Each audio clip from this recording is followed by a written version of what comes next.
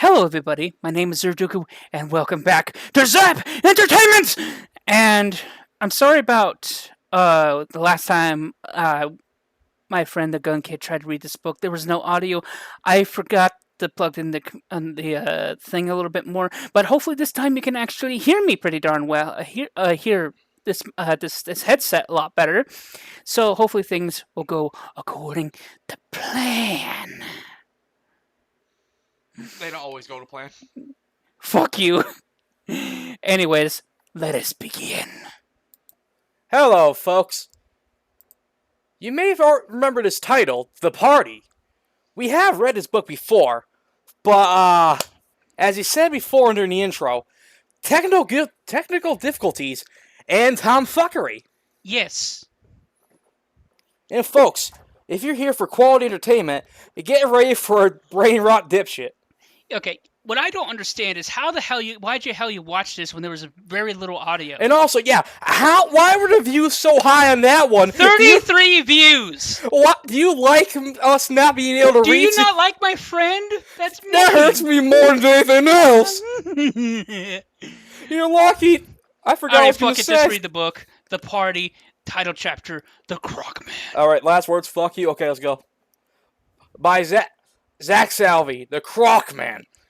He's a croc. No, he's not an animal. He's a pair of shoes.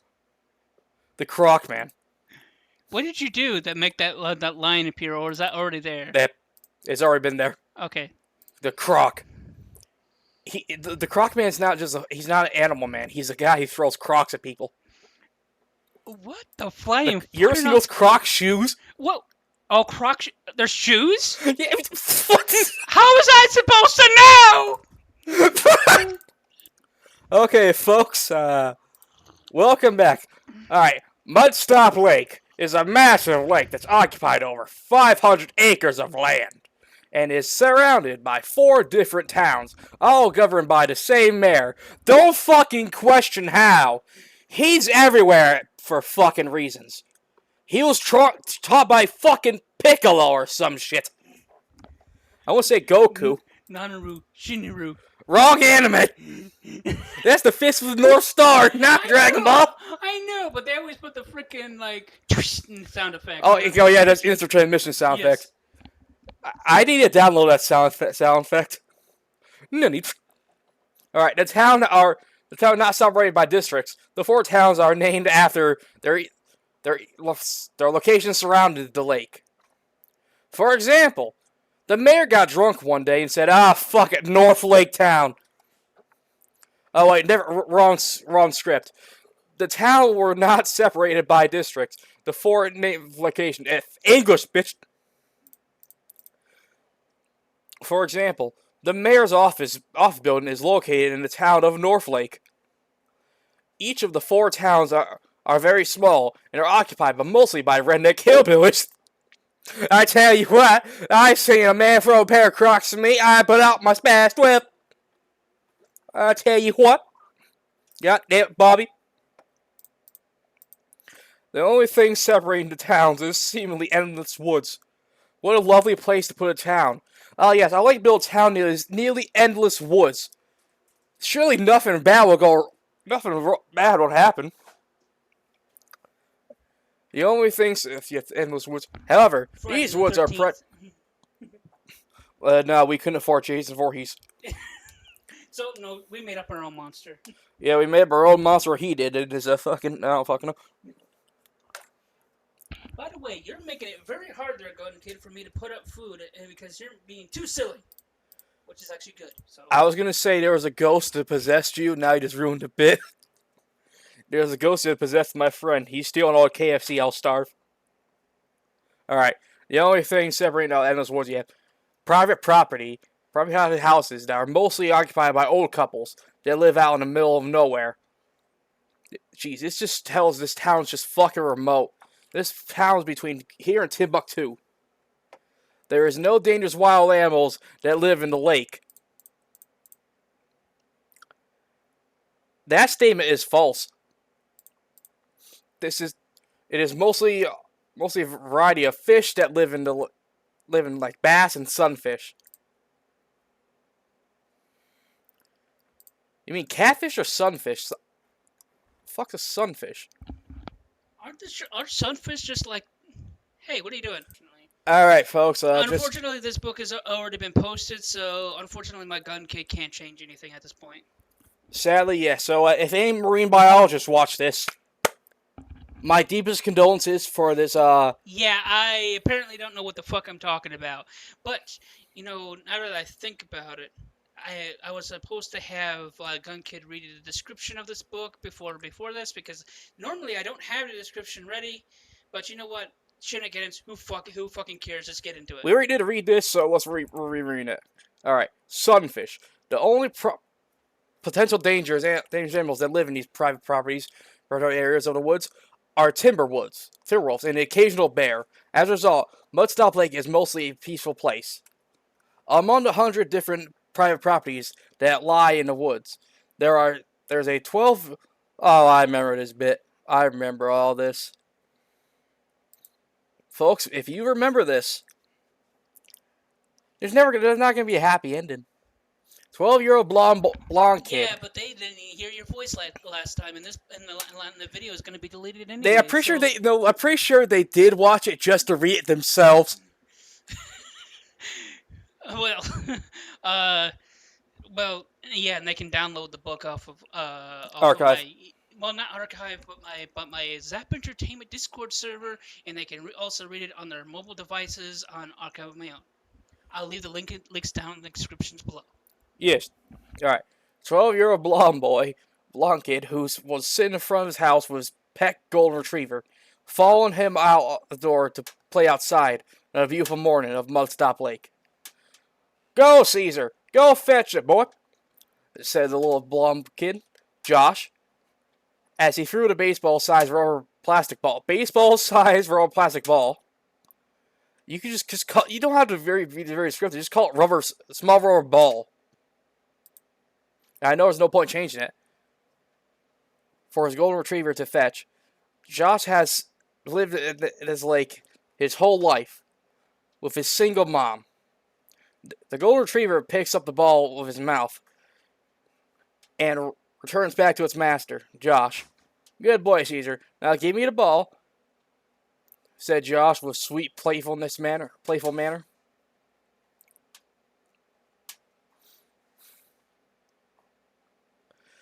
Caesar the dog let go of the ball so his master can continue playing with him in his backyard of the house. Josh's backyard of his house lies. My eyes are just hurting for the grammatical errors. So let's keep reading. Right on the lake shore. As a result, when the weather is nice enough, his mother lets him out go swimming every now and then. After Caesar lets Josh have the ball, Josh throws it again. It bounces off the dumpster and lands directly into the lake. Normally, Caesar is able to swim, but today something was different. As Caesar approached the lake, he stopped in his tracks and growled the water as if someone was there. Don't worry, Caesar. I'll get the ball, said Josh. Without thinking about his dog's reaction, Josh gets... Okay, I'm not sure if you remember last time, but... I remember everything about this. I remember you complaining about saying, if a dog starts barking... Oh, yeah, hang on. I remember. If a dog doesn't get its favorite toy and just stands there, you should be... Dogs can sense what we can't. Yeah. Yeah, so is it like, oh my god, this kid's retarded. No, he's just too young. He didn't develop that aura reading ability. Because if what's that ability where you can see all the generators with the clairvoyance? He doesn't have clairvoyance. Or deja vu. Sure. If you played Dead by Daylight, welcome to the channel. Can I get a like, comment, sub? I'm dying. Now I get this channel. Fuck you. And yeah, seriously, boy. Listen, if you're a dog owner and your dog just does something like this, I think it's about time to move.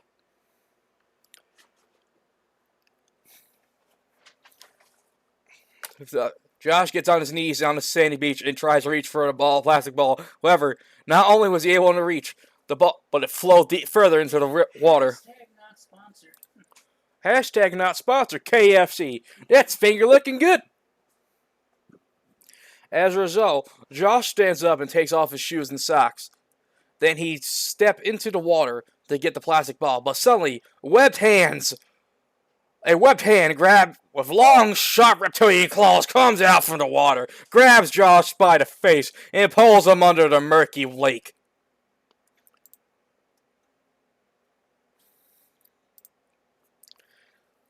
I need to open office. Hopefully you send me some shit, so probably I can do some editing one of these days.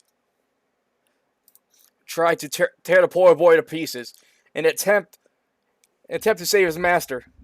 In an attempt, it should have been in an attempt. Oh. Not an attempt. In an attempt to save its master. That's a Dragon Program problem. This ain't Dragon Program, it's Open Office.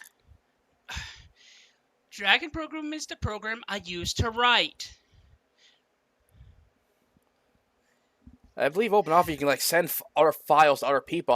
Or is that Google Docs? Something else. I don't know. Yeah, I tried that. I need to like allow people to be in or whatever. I think I need to get my Google Docs stuff. So maybe I could try editing one of these days, see how it works. Alright? Whatever. Alright, back to it. In an attempt to save his master, Caesar jumps into the water. And sadly, he wasn't the monkey from Planet vs. the Apes. What? Caesar!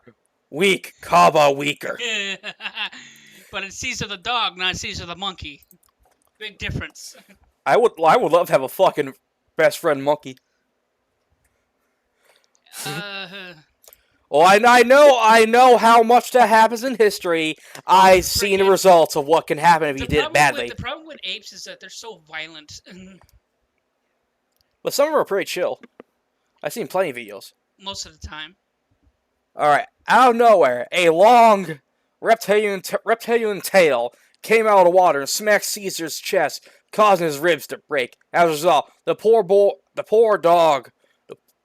whimpering dog flies and smashes into the tree. He slowly suffocates with his ribs penetrating his lungs. "Josh, breakfast is ready!" shouted Josh's mother as she exits the house for him. However, when she makes her way out to the backyard, she can see a bloody puddle with her son's leg and arm floating in the lake. As a result, we all float down here. This ain't sewer. This is a lake. Good point. The Pennywise head just floats out of nowhere. We all float down here. Get the fuck back in your own fandom. Go back to Stephen King. Go back to your own universe. We can't afford more copyright lawsuits. I'm already living in a cardboard box. If they sue me even more, I lose the box. Bruh. They get pocket lint. Alright. As a result of the gruesome sight, Josh's mother vomits after she managed to compose herself. She goes back to the house to call the local sheriff's department. In less than 50 minutes, the police arrive. I'm gonna say this right here now, woman. He dead. What do you want us to do with an arm and a leg? They wouldn't ask her that. They would just take it to the morgue, you dumbass.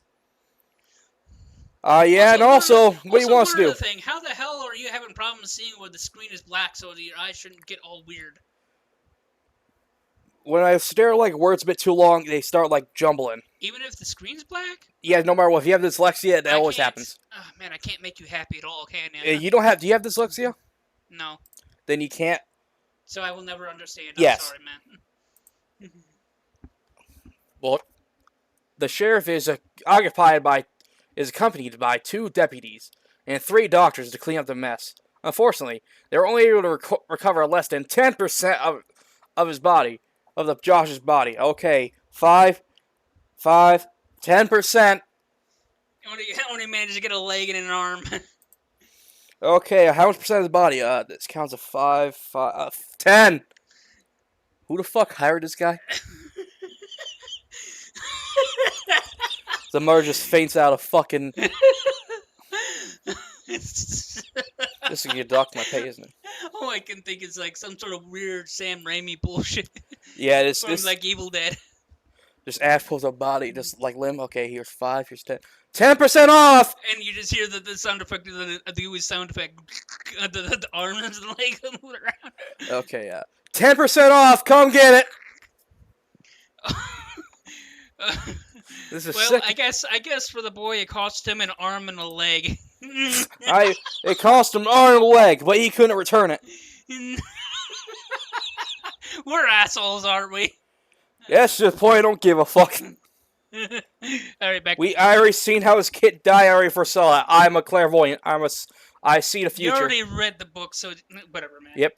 What do you reckon we should do? Alright, this is the second victim this month. What do you reckon we should do? Oh, I remember the bit between me and the fucking mayor. I'm dying again. Ugh, wrong pipe. Asked if Friggin' Mountain Dew hashtag not sponsored. we're never sponsored. Fair enough, whatever. Bitch, be broke. Asked one of the deputies with a hillbilly accent. Should you just say Southern? Is that really a thing? You know, Southern, yeah, Southern accent with Southern drawl. This is why I need to be your editor. I'm not gonna remember that shit. I know, I remember this shit. This is why I should be your fucking editor, mate. Well, I have 2 other people working on that, doing my editors, so. Well, they don't put. Listen, I'm gonna be honest. They don't put much effort. If I just keep seeing, they could use different words. I think what it is that they don't want to change it too much because they think it's good the way it is. Maybe. Or they don't want to change it and you get pissed off. Maybe, I don't know. Yeah. Alright. The sheriff turns to look at Josh's mother, still sobbing, 15 feet away from the conversation, with another one of his deputies trying to calm her down. Now you listen here there, Sonny. Sonny boy. This is not the place to talk about that. The sheriff responded with a very serious voice. I'm trying to think of a word, but I couldn't think of something, so keep it on story. Yes, sir, responded the sheriff. As he goes back to work, then the sheriff looks over to the vastness of Mudstop Lake, wondering what happened to this small peaceful town. They're in the summer of Mudstop Lake. Mudstop Lake became a vacation spot for many out-of-towners. However, all the previous elected mayors have attempted to turn Mudstop Lake into a tourist trap, but has failed due to the fact it's not very well known throughout the United States. Throughout the many attempts, there is a zoo on East Lake that houses many different kinds of wild animals. It was run by Joe Exotic. You see how well that turned out? He doesn't know who Joe Exotic is, but if you know who it is, you'll know how much of a shit show that was. I'll teach him later. All right, like lions, leopards, and crocodiles. If only we had a different zookeeper. You want to know who should have been here before he sadly passed away? I have no fucking idea. Wait, are you talking about Steve Irwin? Crocodile Dundee? No, Steve Irwin. Not Crocodile Dundee. I'm trying to think of who that is. You don't know who Steve Irwin is? I think I might know. I'm just being stupid right now. I can't remember. You better remember quick, or half your comments would be like, "How could you forget a legend?" The internet loved him. I'm pretty darn sure they probably did. I just not probably. My memory sucks. Not probably. They did. Thankfully, all the animals are caged within the zoo. They were forgotten about it. There is also a dozen different open swimming spots for people to enjoy themselves, and even some hiking trails were made out of the wilderness of Mudstop. Unfortunately, all of those entertainment sites have never turned Mudstop Lake into a tourist trap the government wanted it to turn into. The governor wanted. The mayor or governor. It says government, so like the government of the United States wanted it to be made. It's supposed to be mayor. The governor of fucking Mudstop. Okay, yeah, sure. Wanted to turn into. Despite that, the sheriff knew that some people still came to to enjoy the festivities. The sheriff decided to talk to the mayor in an attempt to close down the lake to prevent any more deaths. As a result, the sheriff is kicked out. The sheriff knocks on the mayor's door.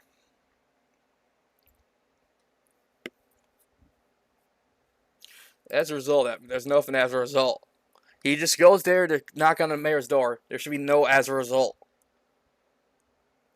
The sheriff knocks. It should be just no result. That doesn't make any sense. But anyways, moving on. Why even try with you? You're just fucking hit and miss. And you always fly above your head. All right, come on in. Whatever. Said the mayor with his hillbilly accent. Everyone in this town is a bunch of hillbillies. I tell you what, we ain't closer to you. Oh, folks, here's my favorite scene. You'll get to hear some full HD, my high quality voice. Come on in, said the mayor with his hillbilly accent. The sheriff responded by opening the door and he's standing in front of the mayor's desk while he's doing paperwork. Guy. That's awesome. I tell you what, you damn dumb son of a bitch, when you close this damn lake. The fuck you mean when you close this lake? This is making the breadwinners. That's right. Yeah, this is hillbilly. Rodeo meter. All right. Listen, Mayor, I don't know what's going on, but I reckon that we should close down the lake until further notice, said the sheriff with seriousness. As immediate Strike one. Hey, don't destroy my table. Oh, You asshole. Fuck, arm. Alright. The mayor looks at the sheriff with disgust. Let me guess. There are more bodies. Listen, Sheriff, it's your job to protect and serve the people in this town. They can't live safely if you're unable to catch the culprit. Motherfucker, I'm trying to! You'll catch these hands if you keep messing up my job! Said the man in frustration. I don't know what's going on. I know this has been going on for 6 years, but nobody, including the sheriffs before me, have any idea what's going on. How the hell am I supposed to catch something that we don't even know what we're looking for? That sounds perfect. I love it. I'm just impressed I did that. Holy fuck. Yeah, you should get a gold medal for that. Okay, I'm gonna watch this video just for this bit. Holy shit. That was a fucking good read. I did not stutter once. Shouted the sheriff of anger. You know what? As well as I do, that there's something to do with that zoo. How hard is it to go to the zoo and ask them to look over any animals they could miss to see what escaped? The mayor responded with anger. I've already been to the zoo over 80 fucking times. And they tell me the same thing. No animal has escaped from that zoo. Perfect. They're hillbillies. Perfect. It's 100% perfect, man. I love it. This is just hip. The fucking sheriff is like a old barn hat, raggedy, torn white shirt, can of Budweiser, and a shotgun shred over his shoulder. For some reason, I kind of pictured the sheriff as wearing a cowboy hat almost, too. Yep, he's from Texas. Well, what the hell do you keep bringing me to my desk? What the hell do you keep bringing this? There's no this, it's two. Then what the hell do you keep bringing to my desk? Okay. I'm not going to close down late because you can't do your job. Next thing you know, his secretary hears a commotion in his office. We hear fist fights, brawl, and a random shotgun. No. That's when he called the police. And then the random guy just out of nowhere brings in the banjo, starts playing while the guys keep fighting. Next thing you know, the mayor goes out his window. The townsfolk are like, holy shit, street fight, yip! Although in reality, if that happened, he probably just lose his job. Listen, this is hillbillies. We try by combat. Are hillbillies that weird? I don't know, man. You never been to the South? Once. We've always been Once, north. but I was like 7 years old. I hardly remember it. Because they don't fist fight 7-year-olds. They wait till you're older. So we're not to do anything about innocent people dying, said the sheriff as he approached the mayor with disgust, with disbelief. Like I said, I'm not closing up the beaches just because you can't do your job. The mayor was later found dead in his office. The sheriff punched him in the nose while bone went straight through his brain and killed him. Freaking Mortal Kombat hit him. Fatality! Sheriff wins. Sheriff Flawless victory. Yes, Sheriff Blank wins. Flawless victory. Fatality. No, brutality. It's your fault that people are dying out there. Now get out, do your job. Fucking fist fight. Man, the mayor is just an asshole. The mayor is so incompetent, I would just blow his brains out and say, I am the governor now. Because I have more brain cells. His brain cells are fighting for 4th place. His brain cells is all focused on fucking money. Yeah, no, listen. This guy has 2 IQ and they're both fighting for 3rd place. Okay. Well, I don't even know what's happening anymore. As a result, the sheriff looks down at the floor, feeling like it's all his fault. No, you dumb fuck, it ain't! It ain't your fault. It's the fucker's fault for allowing this to happen. If you quarantine the lake, you can fucking draw the fucker out.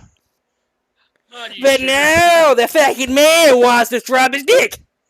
I'm not even too sure if that would even work or not.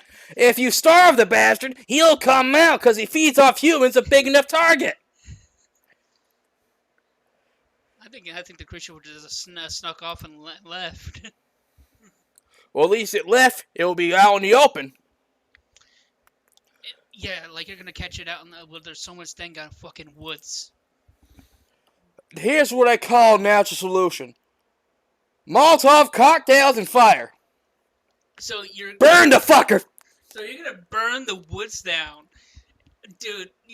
Crash and burn. You're gonna get the national, basically the freaking what is it? Who are the people who protect the woods and shit? I can't remember. I think Wildlife Protection Agency. Yeah, I think they would have some problems. I need to kill a demon. What do you mean, demon? That lizard. They don't see it, and it's not there. Because I burned it. I win. You're going to arrest. Fuck you. With humility. No humility. There's no humility. Just blow the fucking mayor's head off. He's incompetent. This is the 2nd death this month. The gruesome murder. This should be federal fucking agency agenda. A kid's fucking dead. Why do I get the feeling that if people were getting killed by Bigfoot a lot, that they wouldn't be able to do anything because they'd say, "Oh, Bigfoot doesn't exist." Well, when you see bodies so fucking mutilated, you should be deeply concerned. They should do that calls for a response from the local authorities and Wildlife Protection Agency. You know, it's funny because there's a show that I've been watching, and they talk about a long time ago, back in the 70s, there was a bunch of cow mutilation. And you know what the authorities did? Absolutely fucking nothing. So, in this way, it is kind of realistic. Because they just don't want to mess with things that don't... the authorities want to do something, but the mayor's not allowing them to. So it ain't the authorities' fault. Well, it's the mayor for not allowing them to do procedure to safeguard the citizens. Think about it. The problem with society is there's too many like freaking factions. You know, even if there's one faction that wants to do something, there's a whole bunch of other factions that don't want to do anything. Do what is right, not what is written. Fuck you. I think that's the point of this. What's right? Everyone dies in the end besides that one girl. They don't know that. Back to the book. Meanwhile, at South Lake, a 17-year-old teenager is getting her getting in her van ready for her summer Why vacation. are we sticking with the hip? You know what? I actually You like the said hillbilly it's voice. hillbilly. You said hillbilly accent. It's gonna be hillbilly. Well, I isn't the girl from out of town? I don't know. I She's can't remember. South Lake. I can't remember. It is back to the book. A 17-year-old getting ready for summer vacation. Her name's Alice, and she has dark brown hair. Has brown hair. She wears a yellow and a red plaid t-shirt with blue jeans, and she is extremely skinny. And you know your writer here when he always talks about her fucking breasts. You are now on a watch list. Oh yeah, we forgot. Did we mention that it was rated X? Yeah, well, yeah, it's rated X. What do you expect? You read. Listen, the original video had more views because you couldn't hear us. You read it yourself at this point. Are we sure about that? I don't. Maybe the robots just watched it. I don't know. There's no bots that watch YouTube videos. I don't think there is. I don't know. As Alice is putting her big bag of snacks, You big know, boxes. leave it down in the comments if you actually already read this book. You better. All right. Her father comes around bringing a large cooler of drinks. Here's your cooler, Alice, said Alice's father as he hands her the cooler. Thanks, Dad. Alice responded as she lifts up the large cooler and slides it into the back of the van before closing the trunk. Why so much stuff, Alice? Asked her father. Well, we are going hiking around the trails and doing a lot of swimming. I just wanted to make sure we have plenty of snacks and drinks, explained Alice as she leans against her van. Huh, okay. How many people are coming with you? Asked her father with concern. Don't worry, Dad. It's just going to be us girls. I should come back home in a couple weeks, explained Alice with sincerity. She should have been crossing her fingers behind her back. Probably. But I didn't. You didn't think of that. But I don't think. You missed the opportunity. But I don't think she'd be stupid enough to do that. Well, if this is a contradiction, sincerity, we're gonna read. You shouldn't put anything there. This makes you think she's actually being honest, but she's not. Then the idea was that she sounded honest. That's what I meant by that. But whatever. Yep.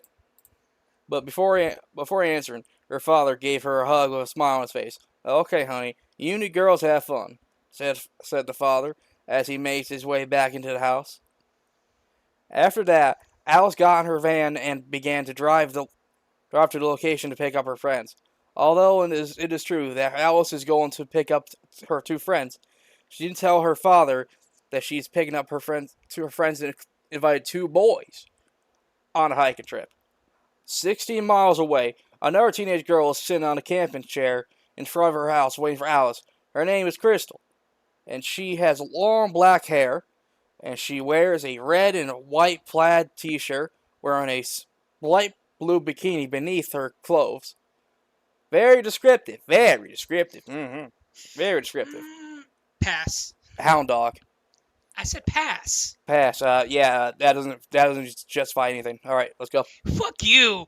Crystal is slightly taller than most girls, and she is very thin with D-cup breasts. Crystal was looking at her cell phone when Alice's van came around the corner and stopped by her. Hearing the sounds of the motor, Crystal looks up to Alice to see Alice driving the van. Hey, Alice, how's it going? Said Crystal, happy to see her best friend as she opens up the door to the van and sits in front seat before closing the door behind her. Just fine, said Alice, answering the rhetorical question. It actually wasn't rhetorical. As she... Was. Hey, Alice, how's it going? That's not a rhetorical question. It's like, hey, how you doing? It's like seeing a longtime friend. You're like, hey, I'm good. How are you? Technically, that is a rhetorical question. Because... No, usually they always like say it. You usually give an answer when your friend asks you, hey, how you do? How's it going?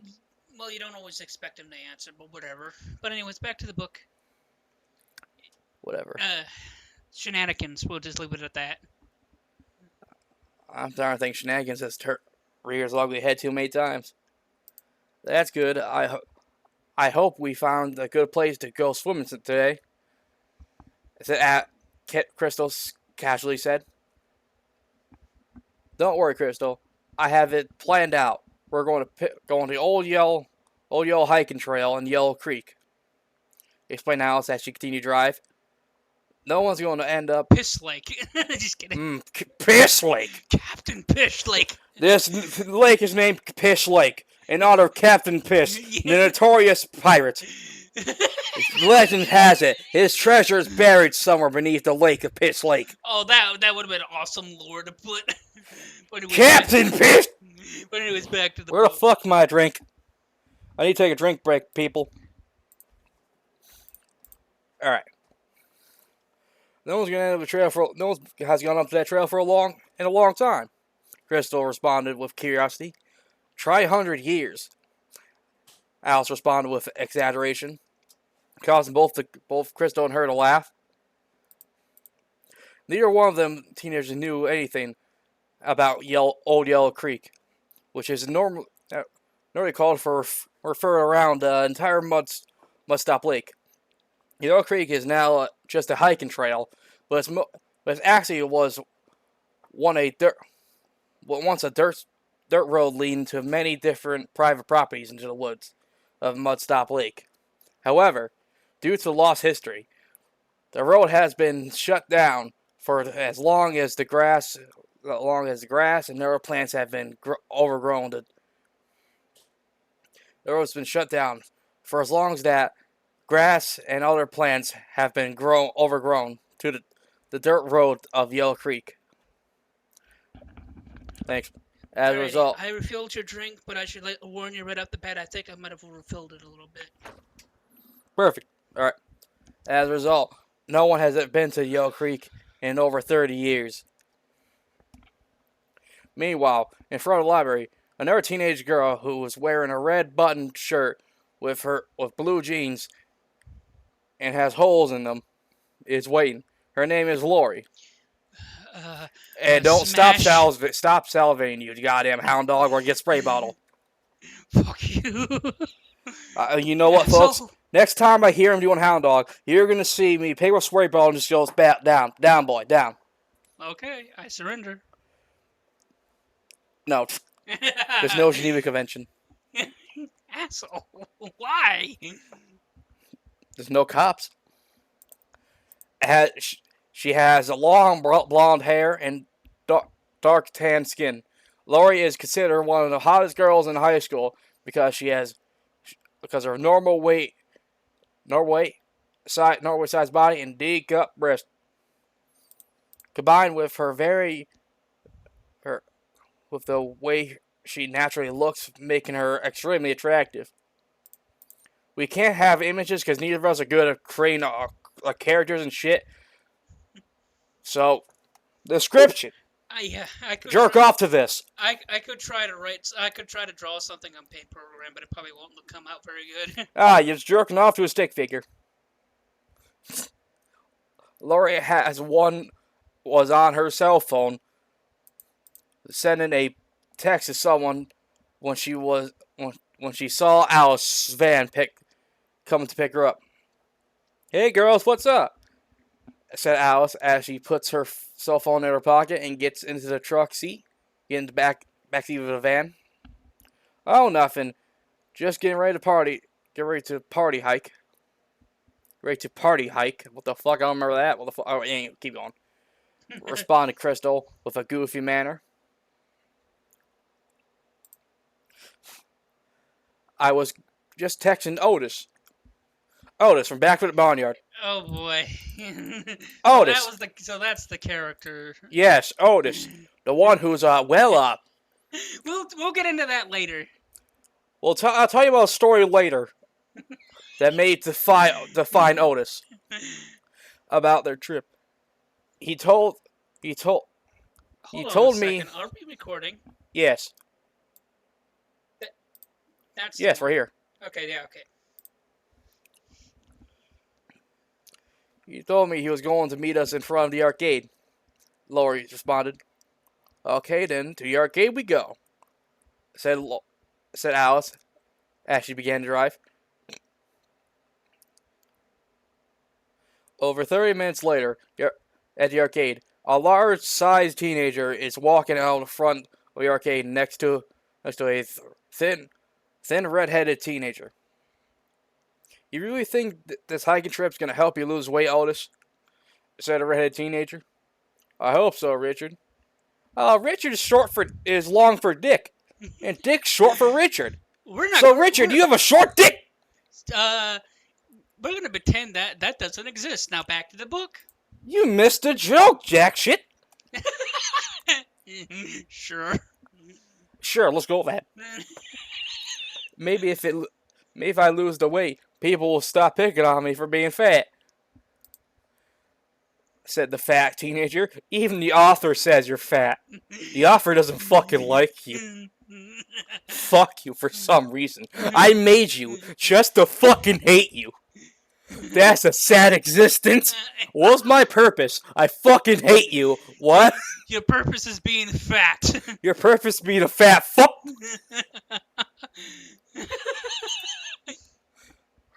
You eat too many cheeseburgers. Hashtag justice for Otis. Weirdly enough, I agree. Hashtag justice for Otis. Now he turns sides. Otis has long black hair, and wears a bright blue T-shirt with gray shorts. Look there, man. Don't go down on this trip thinking you're gonna get laid, said Richard with seriousness. Oh, please. I'm pretty damn sure that Lori hates me. Just like everyone else who looks at me, said Otis dejectedly. Then why did Lori invite you? Asked Richard. Otis was about to respond by shrugging his shoulders and saying something along the line of self-degradation, but Richard pointed out a van that is slowly approaching. As a response, it didn't say immediate. There's no immediate! So we only had strike one so far. Strike one, but when strike two, there's going to be strike three across the face. But why? Why not? You're so evil, man. Yes. Otis turns around to see a van slowly stopping, which the three girls are sat inside. Chat you later, said Richard as he holds his hand out for a friendship. You too, bro, said Otis. Eyes. As she shakes Richard's hand. At this moment is the last time Richard saw Otis. Before opening the door to the van and getting inside. After that, Alice drove the van to the next location. How's it going, Otis? Asked Lori with tender care in her voice. Oh, I got a high score on Pac-Man and Dig Dug, responded Otis with happiness. 15 minutes later, at a statue monument, two teenagers are walking around, slowly approaching the sidewalk. Are you sure you're going to miss the rave in my house, Kenny? Asked the teenager that is wearing a white shirt, a backwards multicolored hat, and a gold keychain around his neck. Necklace? You mean necklace? It's a necklace? Yeah. Okay, then whatever. Or gold chain around his neck. That's a necklace. Oh. A golden necklace. Oh. My bad. Boop. Burp. Yeah, I am. I'm pretty sure you don't understand what I'm trying to tell you. I'm gonna hitchhike with 3 sexy chicks. Oh, Issei. No. But at least Issei was a bit nice. Yeah. You are just a fucking... I don't want to say this word because it sounds wrong. He's a bitch. Fuck. He's a... Technically, if these... Yeah, chicks are pretty good. Which means I got myself a nice harem. And I can't possibly miss it. Can't possibly miss. Respond to your teenager, who is wearing a dark green t-shirt with black shorts and orange jacket. Why wear a jacket in hot weather? You dumbass. What, you think you're fucking Kenny from South Park? Apparently it has the same name, too, so yeah, he thinks it's Kenny. Fucking convenience. Why the fuck not? It's our favorite fucking word. I don't know. Oh shit, Kenny, I had no idea. Just bring plenty of condoms. If you, bro. Yeah, spy that you won't be able to use them. Wow. He died of a worthless We're gonna cut his dick off immediately. Dick? What dick? There's nothing but a stump. No. It's just smooth down there because his balls left him. Because he's more of a dick than his dick. No, No. this guy should be called Richard because his dick is small. All right, back to the book. Folks, if you don't understand, apparently you get dick from Richard, but Richard from Dick. Well, I guess this fucker doesn't have a dick at all. What? Just back to the book. What the fuck, man? Well, folks, you can't read it without us here. I mean, you can pause the video, but fuck you if you do that. Yes, indeed. Because I do these videos for not only the sake of promoting my books, but also for the sake of you guys having fun with me and my friend. That's it. Back to the book. Kenny responded, "Okay, man, I'll see you later." He never did, said the other teenagers. Their teenager, as both him and Kenny fist bump before the other teenagers leave. Kenny looks over, only takes 2 steps forward on the sidewalk before he sees the van approaching. The van stops. Crystal opens the window and sticks her hand out. "Yo, stranger, what are you doing out here?" shouted Crystal with sarcastic rhetorical response. "Nothing, just being cool," said Kenny as he approached the van. He then stopped and welcomed Crystal with a fist bump. After that, Kenny looked at the van and realized it was full. "It looks like I'm riding in the back," said Kenny with a humorous voice. "Good luck with that. I got stuff packed. I got all our stuff in the back," explained Alice. "No problem," said Kenny, shrugging his shoulders as he walks behind the van, opens the trunk. When he opens the trunk, he can see that the back is occupied by four different coolers, sleeping bags, and rolled up tents. Kenny pays no mind of the lack of space as he began to move things around before hopping into the back. It's a fucking clown car. Yeah. We open the fucking door. There's a bunch of clowns car coming out. Imagine me the killer, like going like a killer, like a serial killer chasing a clown. Next thing you know, you see a clown door open, there's just clowns start piling out. You're outnumbered. 1 killer versus 1,000 clowns. Yo, fuck. Yeah, I really can't envision that one. Well, I can. It's fucking funny. This is a killer standing there, just like, what the fuck's going on? So many clowns. So many clowns I gotta kill. No, he ain't gonna kill. They're gonna beat his ass. He's got ganged up on. It's like the fucking Scream serial killer. He's like a normal guy. He's like, well, okay, I think I'm outnumbered now. Yeah, yeah, but if it's like freaking like Jason Voorhees. Why do you think I didn't say Jason Voorhees? I made a more realistic serial killer. Like, I'm chasing a whatever. Just back to the book, bro. Can't at least have fun, you damn bastard. Getting paid no mind like a space. Yeah, whatever, you fucking bitch. After he settled in his position, Alice began to drive. As the van is driving, making progress towards the destination, Kane looks over and sees Otis plays on the Game Boy. "Hey, who would I ride fatso?" said Dick Wad. Said Dick Wad instead of Kenny. With disgust, Otis didn't respond to the mean comment because he is used to be called fat and picked on. As a result, he paid more attention to his video game. "I invited Otis," Laurie responded. As a Immediate fucking response. Yes. Strike 2. Strike 3. We're gonna go Captain Piss's signature move. Show your moves. Captain Piss. Kenny looks over at Laurie with confused and slight hint of disgust. "Hey guys, be nice to each other. This is supposed to be the party of our summer vacation," said Alice as she continued to drive. "Yeah, we're all gonna chill and just have fun," said Crystal. "No worry, ladies, I'm chill," said Kenny. Responded Dick Wad with a false sense of humility. He's lying through his teeth. You lie through your teeth in your fucking air conditioning. Never heard that one before, but anyways, back to the book.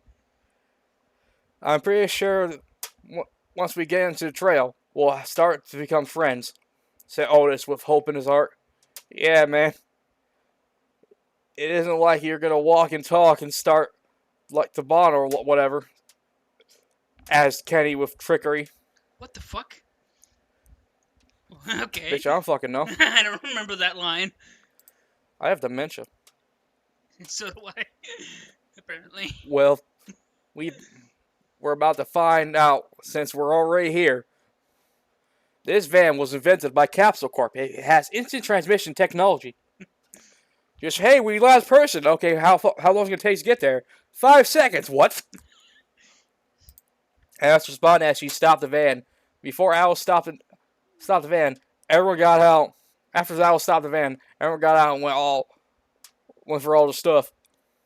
As a result, people started to hand out different items for everyone to carry. A few seconds later, Alice and her friends began to hike up to the White Yellow Creek trail. The trail is covered up in grass and with evidence of a dirt road leading up to the long highway. Most of the trail is within the woods of Mudstop Lake, but there are more parts where the teenagers are able to see beautiful sights of freshwater lake and mountains surrounding the area. With this nice hot summer weather and that beautiful scene of the lake, I can't wait to go swimming, said Crystal with nostalgia as everyone stopped to look at the beautiful sight. I can't wait to go can't wait to go to the lake and go swimming naked. Hold the fuck up now, Lori. You know what, fuck it, you already did this before, fuck it. What, says Kenny, without standing too far from looking at Crystal with bewilderment. At the same time, Otis was listening with curiosity and surprise. Just because you spend your time at school leaving that hoswog of endangered species in the water doesn't mean it's all polluted. Crystal responded with a hint of anger. Do you realize the lake is connected to sewer, right? To the sewer, right? Sewers, right? Ah, yes, it is Piss Lake! Captain Piss is proud! Sure. Well, sure, let's go with that. It's even though it's all rumors that they're arguing over, so they're arguing over stupid shit because they're teenagers. Yep, kids. Do you realize there's a bunch of rumors spread around by Bleeding Hearts, right? Crystal responded with a hint of anger. Oh, come on, stop fighting. We have a long trail to cover, shouted Alice, as if... Media fucking response, strike 3.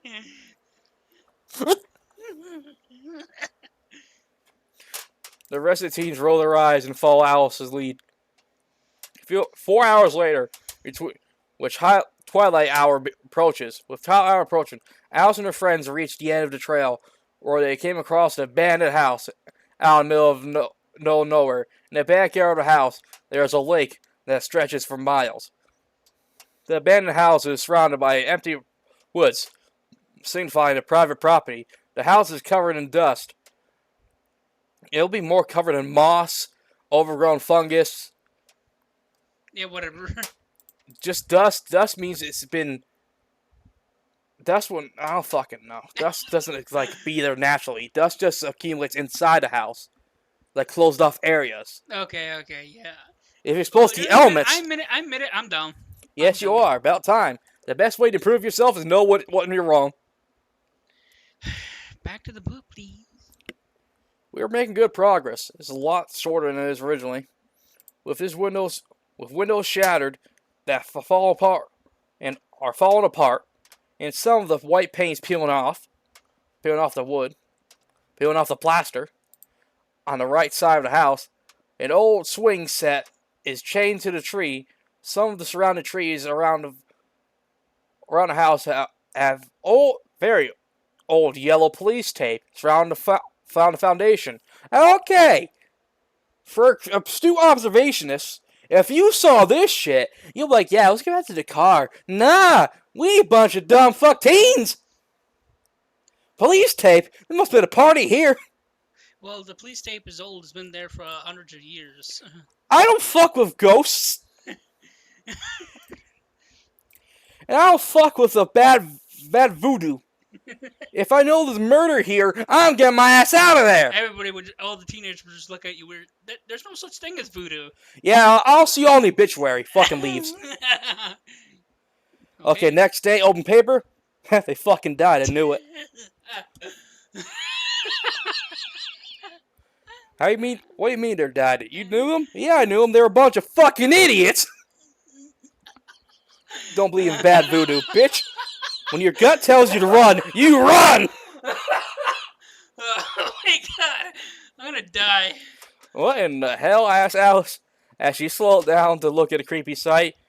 This is kind of spooky, said Laurie with fear in her voice. No one told me you were going to a Halloween party, said Kenny with a sense of humor.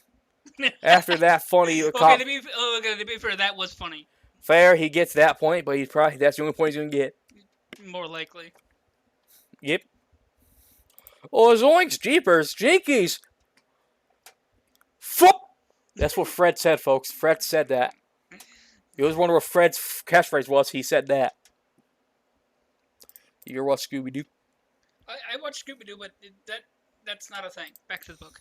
It is from my head canon. If Will's there, we're like, ah, fuck. Yeah, then they get demonetized. Ah, bleep. Otis approaches the tree to look at the yellow ribbon surrounding them. Otis takes a closer look and realizes that it was old tape that police officers usually put around when there was a murder scene or crime scene. Probably should put crime scene, but whatever. It's already been uploaded. Hey guys, I think the police were here a long time ago. Well, no shit, Sherlock. It says police. You literally decrypted it 3 times. Police tape. Police tape. Police tape. Well, they didn't... Okay, first of all, it should be noticed that Otis was the only one who actually walked up and looked at it. And he's basically doing... Okay, have you ever watched Simpsons? Simpsons? Cinema Sins. Cinema Sins? It's basically where they review movies and say some Yep. snarky things. There's a thing that he always used to say. It's a take a look at this cliche, basically. Hey guys, man, let's take a look at this. Yeah, that's basically what he did. He basically did this is a take a look at cliche.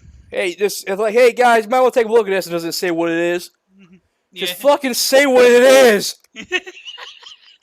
It's a ribbon. Be more fucking descriptive. It has words. What are they? Come over here. Say, you fucking idiot. Sure. Just that fucking trope. Yeah. Next thing you know, he has a fucking shoe thrown at him. Makes you think this place... That makes this place even more scary. Should we even stay here? Said Laurie. That's the question of the hour, lady. Question of the hour. 5 hours later, newspaper. We're gonna stick with that, are we? Yes. Will, next day, told them fuckers. Did anyone listen to Crazy Will? Oh no! Who listens now? Will, you're crazy, and then dead. The next day, I see the lonely survivors like, so what I tell ya? I can't wait to see his view from like the face that he's pulled. Like, what I tell ya? I think they will be like, shut up. Just shut up. I wouldn't worry too much. These ribbons are very old, as well as the house. And I first also never go into a decrepit house because if one wrong step, a floor could cave in. Fair enough. That's true. And you don't know what fungus living there because they can release spores in the house. Could be dangerous in there. Yeah, I didn't really think of that neither. But he was back to the bookies. Bookies? Nunnies? Just read. Alright. I won't worry that too much. These ribbons look. Oh, yeah, we ready to eat. I'm guessing nobody's ever lived here for years. Well, thanks for your astute observation, Sherlock. Because would you all live in this house? The walls are falling apart. There's a dead guy over there. Wait, there's a dead guy? There's no dead guy. There's Anyone got a nobody. stick? I just want to do this. My grandpa told me to do this. Just poke at fucking dead guy. What the fuck is wrong with you? You're even more fucked up than what's his name, Kenny. And no, Kenny's just a douchebag. I'm just You're crazy. weirdo. Listen, there's crazy and douchebag. Kenny's douchebag. I'm just crazy. Fair enough. Crystal, I can only hear ears. Thank you, Sherlock. Looking at the house ominously. After that, Alice looks at the horizon and sees the sun's going down. Guys, we should camp here for tonight. Alice, what the fuck? We shouldn't be walking around in the dark. And also, I have one more thing to say. Why, if your car can't make it halfway there, if your car can only make it halfway there, and there's a long track to and fro the house to the car to the trail, why? If you get chased by some crazy fucker in the woods or some rabid beast, your car's so far away, you're gonna be the thing's next dinner. Camping keeps you safe. Yeah, cabin keeps me safe. Cabin is home. Cabin saves me. Cabin wants my liver. Camping. Cabin eats my flesh. Guys, we should camp here for the night. We can't go out deep. Do you know? Do we need to stay around this creepy place? Asked Crystal with complaint. Yeah, for real. This place gives me the heat. Gives me the creeps. What's the matter, girls? You scared? Oop. Said Kenny. Next thing you know, you get a fist in the face. It's like when you punch a pillow. Eat. As soon as to insult the two girls. That's alright, girls. But I don't think I don't think you guys have a choice. I don't think you have a choice. Oh, there is a choice. It's called staying together, walking back to the car. But about halfway, it's so dark you can't even see the fucking trail. You didn't bring flashlights? No. because they didn't think they needed them because they got fucking fire to make. You have phones. Phones have flashlights. Oh yeah, I didn't realize. I forgot about that. Plot hole. Plot hole, yeah, definitely, because I didn't think about A horror story where the victims are intelligent and got away. But sadly, this ain't this time. That ain't that timeline. But they're not intelligent, obviously. He's not that intelligent. Alice is right. But they're also not completely stupid, neither. I can tell you many different reasons they are. But Let's sure just- you could. Let's just set camp here. Then in the morning, we leave this crazy place behind. Explained Otis with understanding. Shortly after that, the two girls looked at each other with disgust, realizing Alice was right. As a result, everyone set up camp that night. Otis and Lori teamed up to put up the tents. Alice and Kenny and Crystal gather up things to put together a fire for the night. After that, everything was set up. Kenny opened up one of the coolers and grabbed some beer. Hey, Lori, you want something to drink? Shouted Kenny. That soda would be nice. Lori responded, and you see what it is, folks! Immediate fucking response! Strike 4, damn it. Strike 4! Get the fuck off the field! If you strike 5, I'm throwing a baseball bat. You can dodge a wrench, you can dodge a ball, try dodging a bat, bitch! Kenny throws a can of soda at Lori, and she catches it with her frightening reflexes of surprise. Good catch, said Kenny with snarky attitude. Well, I didn't think you were supposed to throw the soda at me. The soda. It's their spelled error. It's soda. The soda. Fucking. No, it's throw the soda at me. It's soda. Soda. She did. Who the fuck? Which one of my editors missed that? Either missed that or fucked it up. Yes. All the above, said Lori with confusion. Well, nothing I can do about it now. Well, it's already been uploaded, so fuck.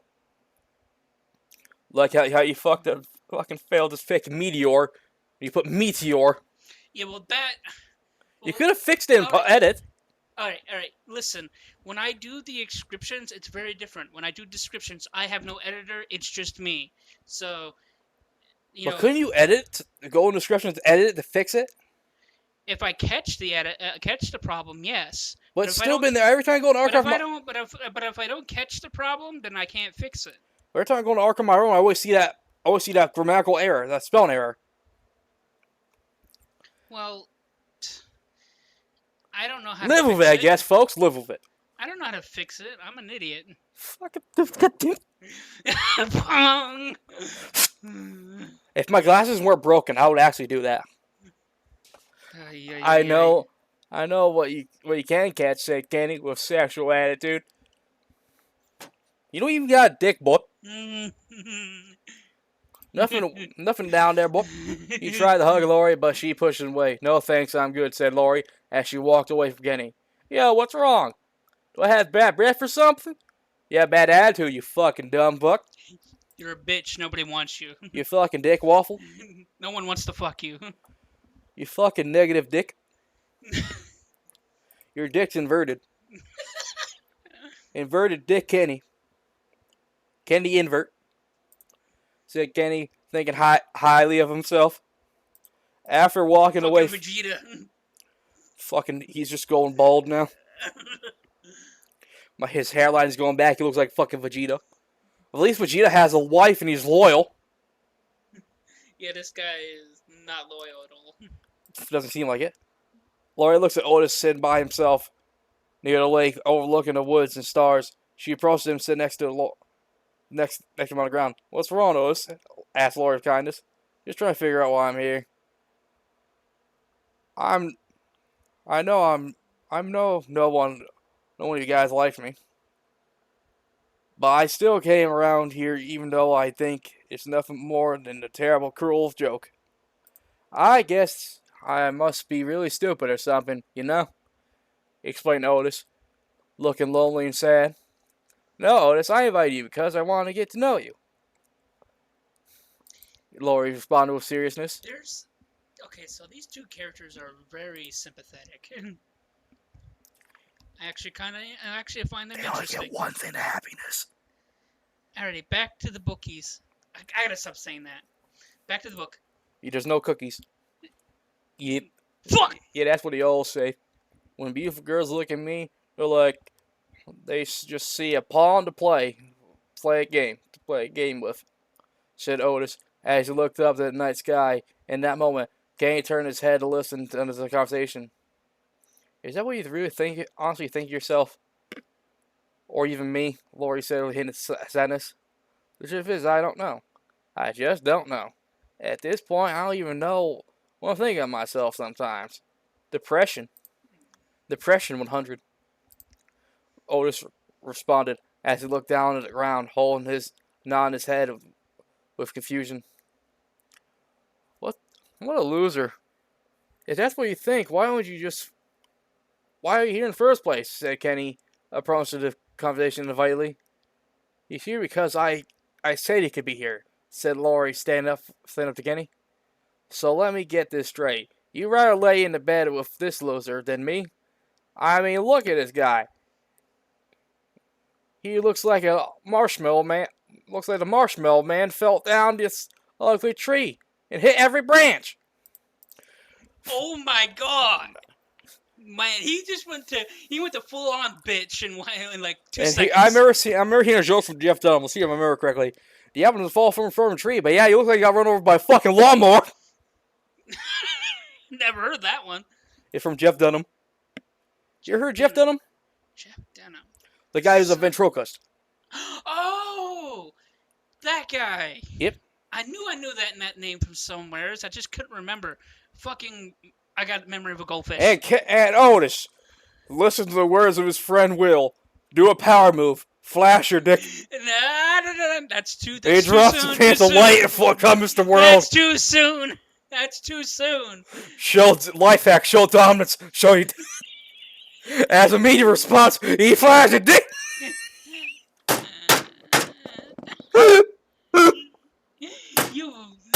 You spoil alerter. Bitch, these guys fucking read this before us. He must have spoiled when he knew what's gonna happen. That's if the freaking robots should just watch it. I don't know, man. I don't know, man. Otis began to cry, and Laura responded to the emotional attack by slapping Kenny across the face with malicious intent. Stop it, Kenny, shouted Alice as her and Crystal approached the others. What the fuck's wrong with you, Kenny? This is supposed to be a party to have fun for our summer vacation. You shouldn't act like a dick to everyone, shouted Crystal with anger. Whatever, said Kenny as he rolls his eyes and walks into the dark woods. After that, Kenny left. Laurie sat with Otis, rubbing his back. While that was happening, Alice and Crystal walked towards the tent they set up. Tell me again, Crystal, why did you invite Kenny? Asked Alice with seriousness. Kenny and I know each other because we were in the same gym class. He invited me to one of his raves, and I realized he was a great person to party with. I didn't expect him to be a dick to Otis. What was your first hint? He called him fatso? That's a big red flag in my end, buddy. Obviously, Crystal's not very intelligent. As anyone in the story is, the only one intelligent here is the sheriff. But he can't do his damn job because of the fucking map. Sorry if you guys are hearing a lot of popping noises from my microphones because I was trying to take a piece of dead skin off the microphone. It craves dead skin flesh. What are you, a zombie? No, the headphone craved flesh. It decided to rebel. Oh my god! Electronics have become zombies. No, it becomes zombies. It craves blood is fuel, flesh is for the machines. I guess we should talk about this in the morning, said Crystal, as she opens up the bottle of beer and walks away from Alice. As a fucking response. 6. This is number 6. Actually, that's number 5. No, there's as immediate response. I remember all the way up here. Okay. Right here, as immediate response. That's number 5, and here's number 6, folks. Damn it. Alice releases a heavy sigh. Seconds after that, Kenny walks off into the dark. Oh, I remember this bit. With 6-pack of beer that he magically got for some fucking reason. I don't fucking know. No, he got it from the coolers, you dumbass. He had the soda in one hand. Tossed it. Grabbed one beer. Cracked it open. You know what it was? Maybe... He stole one. Okay, here's the thing. When I write books, sometimes I take a break and then I come back to it. Maybe I thought he took a beer instead of a soda, so when I came back and write it, I forgot. Because writing takes forever, guys. It literally does. Sometimes it takes me a week, like anywhere between 2 weeks to a month to finish. That's why I always take my time. You can't rush writing. You need to make sure it's good. Good formula. The problem is I don't have anybody to remind me of things of what I've already written. Then you always have to go back and read what you've written. Sometimes I don't have that option. But anyways, back to the... You always have the option. There's no schedule. You make your own schedule. You don't have no publisher. You are the publisher. For me to do that, I would have to copy and paste it onto a program to read it to me. But the thing is, I try to get it done quickly, so it's not. So when I wanted this book to be released like last year. I wanted it to be released last year, and it was already summertime, so I was kind of in a rush with it.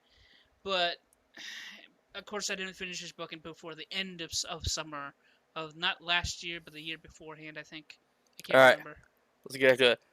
Had an extra one in his hand that he's already drinking. After walking several feet into the woods, he put down his beer in between tree branches where he stayed still. He stayed steady. The English. That's weird. All right.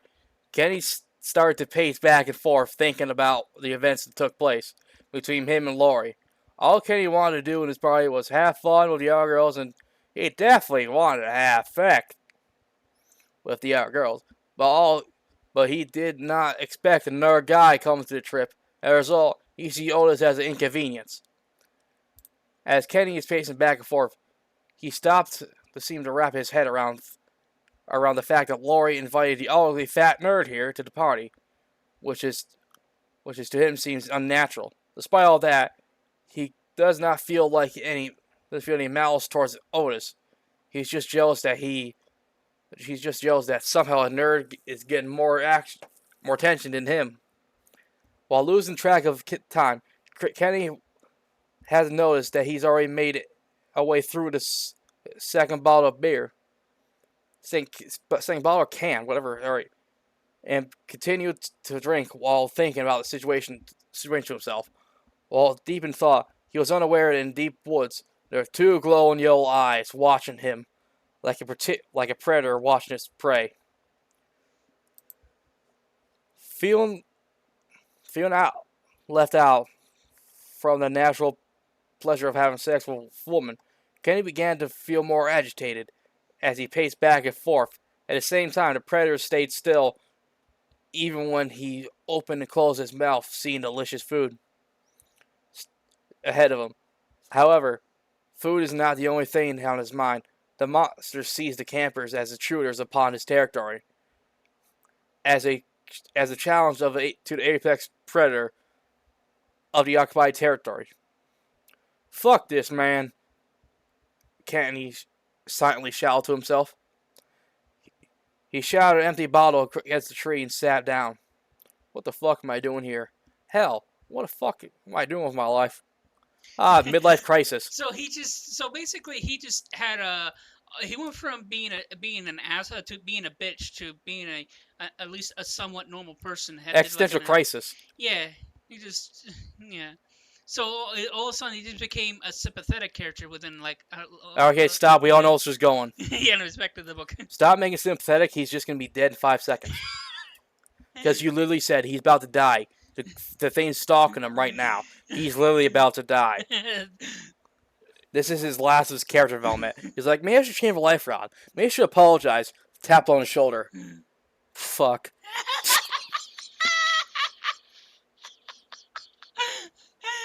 That's what makes it so interesting. Don't give the readers a glimpse of hope for redemption when there's gonna be none. He's gonna fucking die.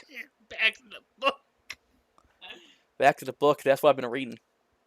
Kenny whispers to himself, relaxing against the tree, unaware of the danger lurking in the darkness. Suddenly, Kenny hears a twig snap in the dark woods. "Hello?" said Kenny, as he stood up and slowly takes 2 steps towards the forward, trying to see what's in the darkness. It was in the dark woods.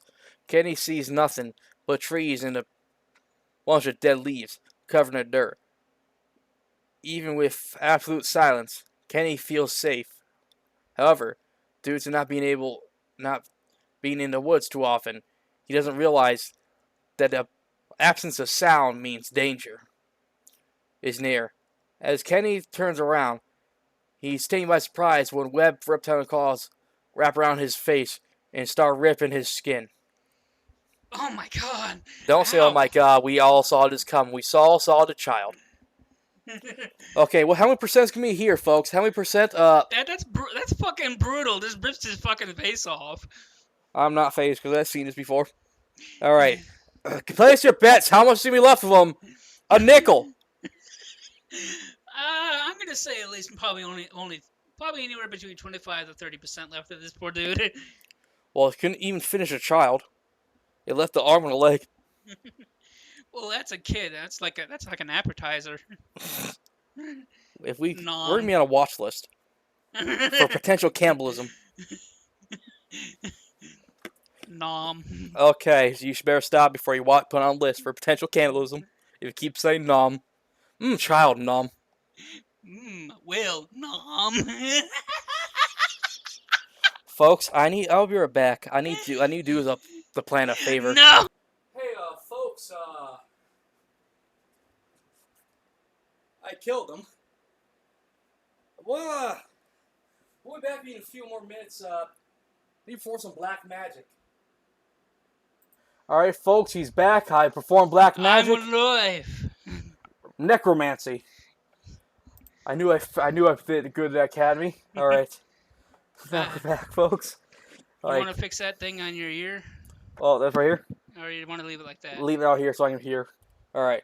As Kenny turned around, he was taken by surprise by a webbed hand claws ripped into his skin. Kenny screams in absolute pain and is unable to see the attacking monsters as the attacking monster as the creature's hand was so big it wrapped around his face.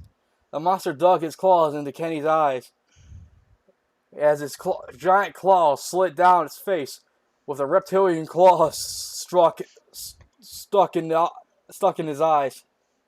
Blood began to squirt out all over the dead leaves of the dark woods, while the screams of absolute pain filled the silence.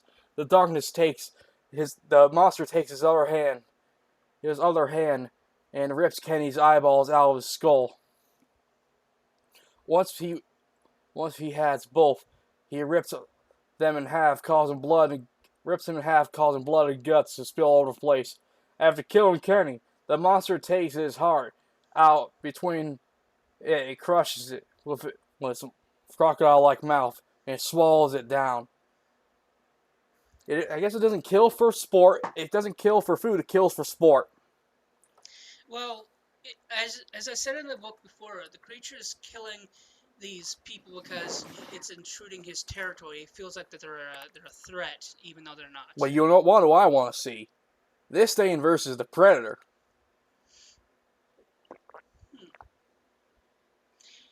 Anyways, back to the book. The Apex Predator versus Apex Hunter. That would be kind of The fight of the century. With alien technology, the Predator would definitely win. The monster proceeds to eat his lungs, seemingly enjoying himself from gorging upon Kenny's body parts. Okay, never mind. It's going to be like 5% left. After eating Kenny's Adam's apple and taking a few bites of muscle and flesh from his arms, the monster proceeds to drag what's left of the corpse away from the scene towards the monster's underwater cave. Meanwhile, I believe we're getting points to the book, people, where I'm not comfortable reading. All right, we're almost there. Meanwhile, after calming down from crying, Laurie and Otis stand a bit closer to the lake, while staying about 60 feet away from the abandoned house. As a way to keep himself calm down, Otis is skipping stones on the still waters of the lake. Okay, anyone else, no one else hear that screaming? No, no one. No one hear that. No one didn't hear that screaming. Away. If there's no sound anywhere, animals have vacated the area. Well, and there's a vocal scream. Screams can trigger. When that actually happens, it only goes for a certain distance. I'm curious, how far can a human scream travel? Just checking how far a human scream can travel, people. Apparently, it can travel far. Yeah, look it up. I didn't, obviously, because I'm a stupid writer. And, by the way, also plot convenience, so... We all gave these people earmuffs. Otis is skipping snow. Oh, yeah, Stillwater. How long have you been dealing with depression? Asked Laurie very, very calmly. I don't know. It's been with me as long as I can possibly remember. I'm not sure if it's because I've been called fat and ugly for most of my life, or always been picked on for being a nerd. I guess it's one or the other, said Otis as he lazily threw a rock into the lake. Since I wanted to be a biologist and work hard towards college, my father always puts me down and told me I'm too stupid to be a biologist. I think that's where some of my depression comes from, said Laurie with sadness. What the fuck? Since I've always wanted to be a biologist, and you already read that. I know, but Laurie said it. Yeah. But yeah, that's what Laurie said. But Laurie was the one who asked Otis how long he's been suffering from depression. He already answered that. But Laurie suffered from depression as well. Yeah. The idea was that she's sympathizing with him.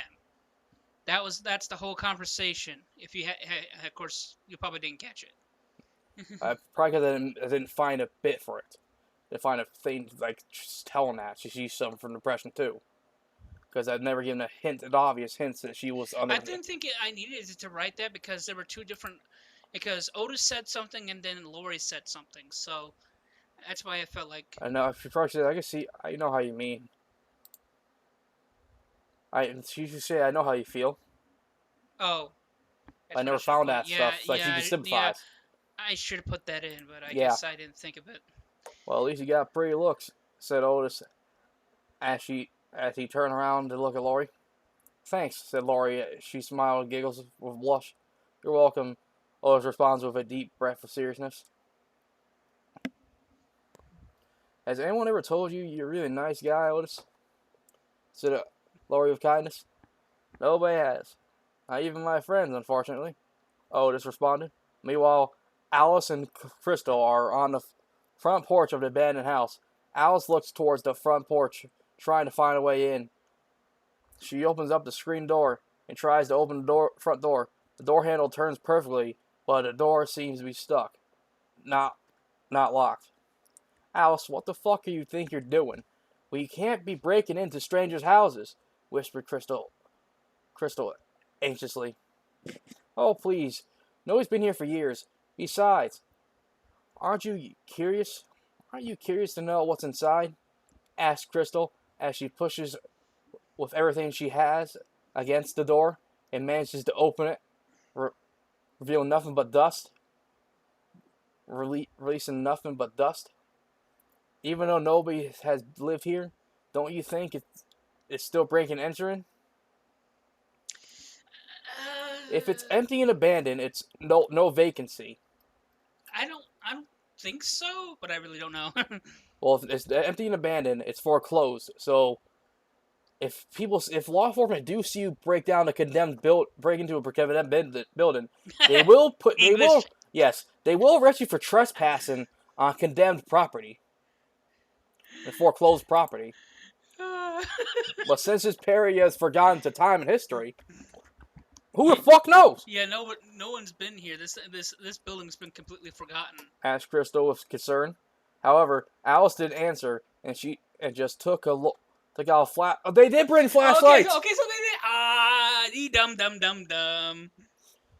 Hey, at least get a flashlight. Just fucking manifests in her hand. No, she just does this. The flashlight's fucking materialize. She does that animation where she goes into her pocket and it just comes out.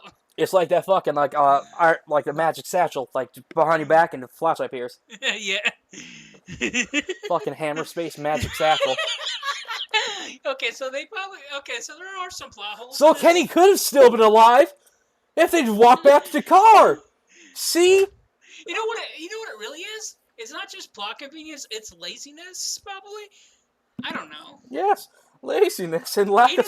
Either that or they just don't think, oh, we're not in danger. Oh, we're not in danger. What about the screams? It was just a coyote. There's no fucking coyotes! There's timber wolves and bears! I guess you could mistake a Timberwolf scream, maybe? I don't know. Okay, I'm now gonna listen to fucking Timberwolf scream. We'll be right back, people. We're back. We just looked up how human and animal screams differ. We were talking about animals and stuff, so back to the book. Alright. Asked Crystal with concern. However, she pulled a flashlight out of thin air to explore the hallway of an abandoned house. She can see some old photos that have fallen off the walls due to the long passing of time, and the paint is peeling off the walls. "Alice!" quietly exclaimed Crystal as she peeked into the doorway, watching Alice slowly be consumed by the darkness of the abandoned house. How can she be consumed? She has a flashlight. Oh, well, she's going far and far, and you keep the flashlights in the front. Bravo 6 going dark. Out.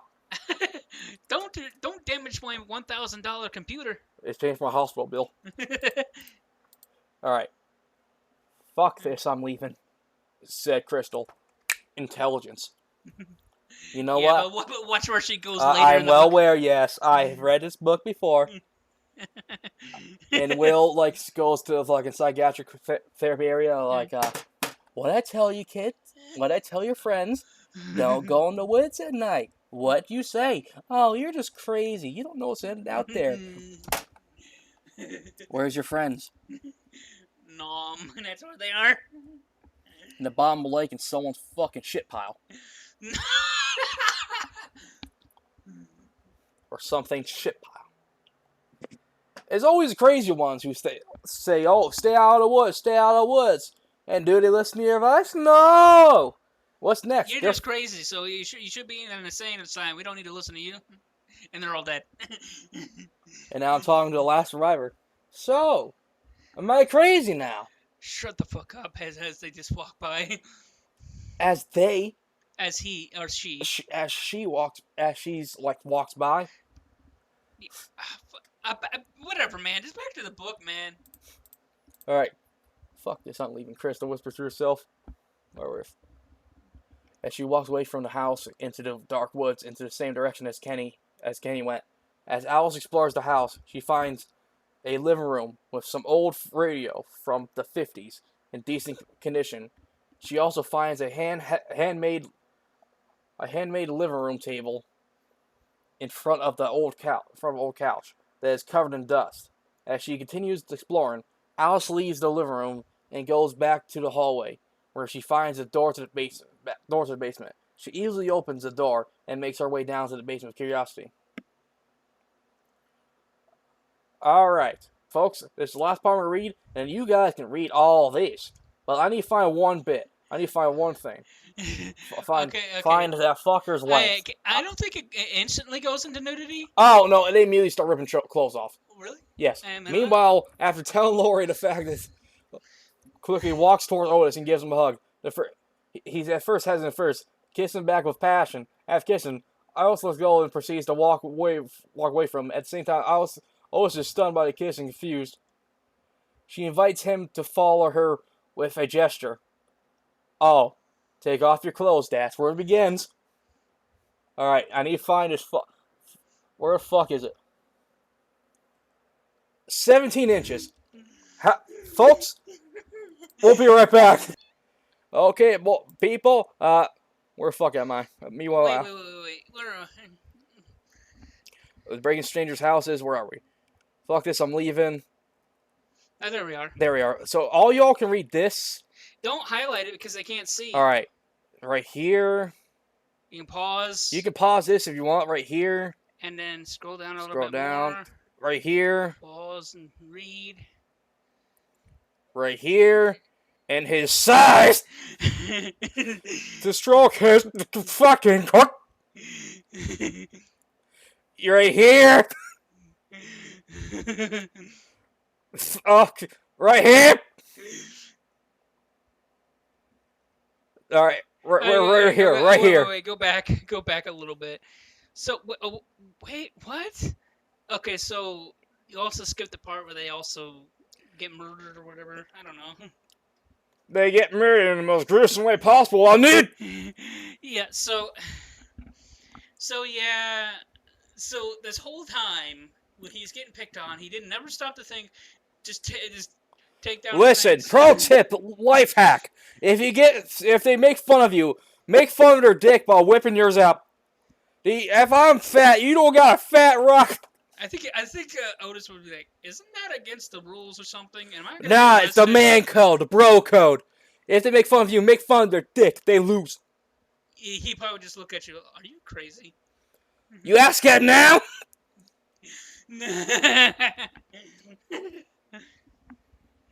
But anyways, yeah. If he did do that, yeah, everybody, all the bullies will be like, including Kenny, will be like, fuck, and then they all get depressed. No, do you do this?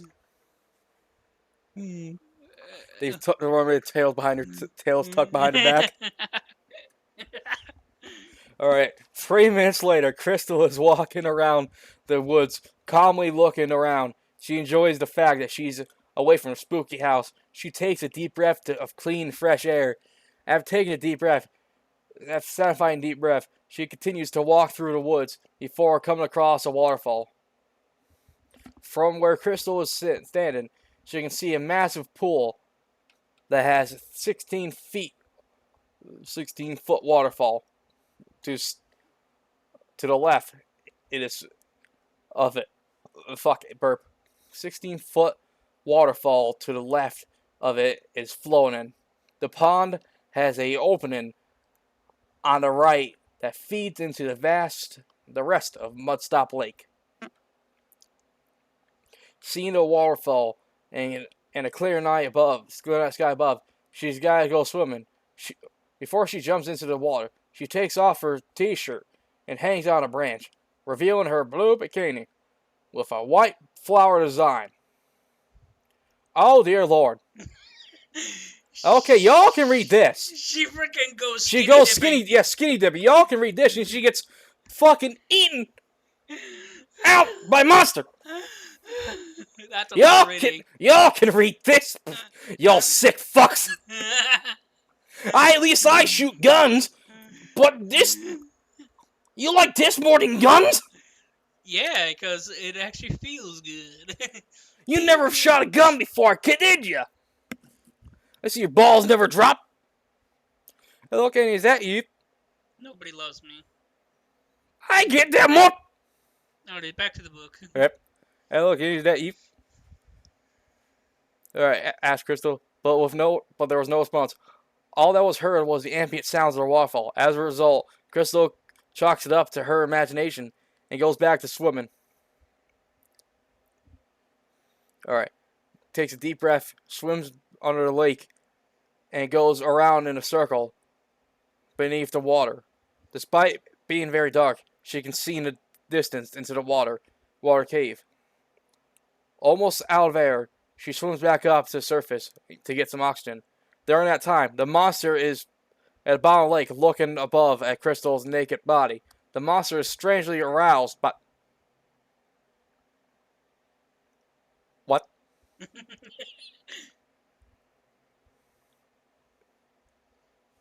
Hand that. Is a rat... Well, there is an explanation later, but continue on. Yeah, for fuck. Crystal, by looking at a naked woman swimming in his favorite's lake. As a result, he's hesitant to kill Crystal. At the moment, he was trying to decide whether to should kill or rape. Oh my dude, Jesus. Good. Get Greg to the movie. Well, howdy doody, neighbor. You know, we should bomb this bake with napalm. Said Ned Flanders. Jinx. I was just about to say, wait, is that? Yes, is over that here. Okay, that is wood. Laminated wood.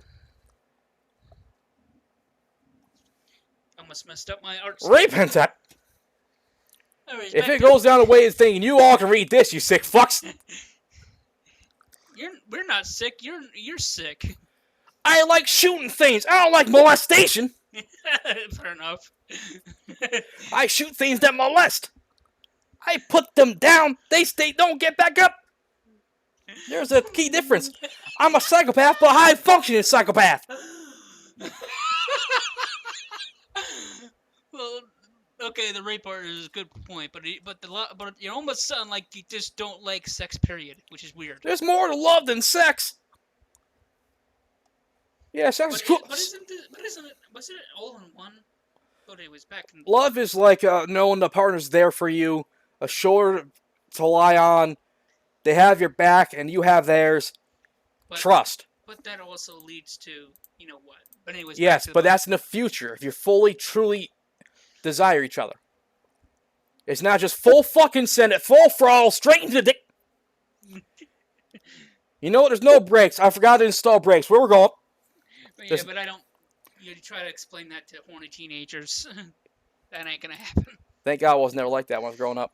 Crystal swims closer to where she saw the underwater cave. She takes a deep breath and dives down towards the cave, staying near the bottom of the lake.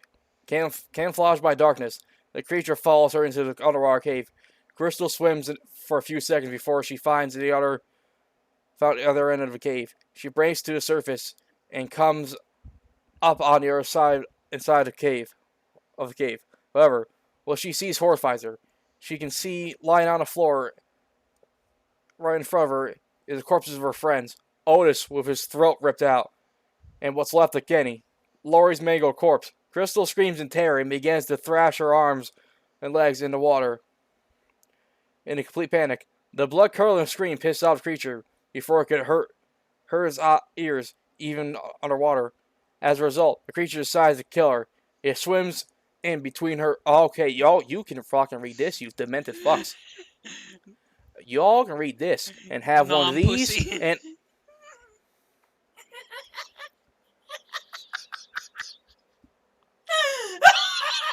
You can't see his face, but it's fucking hilarious.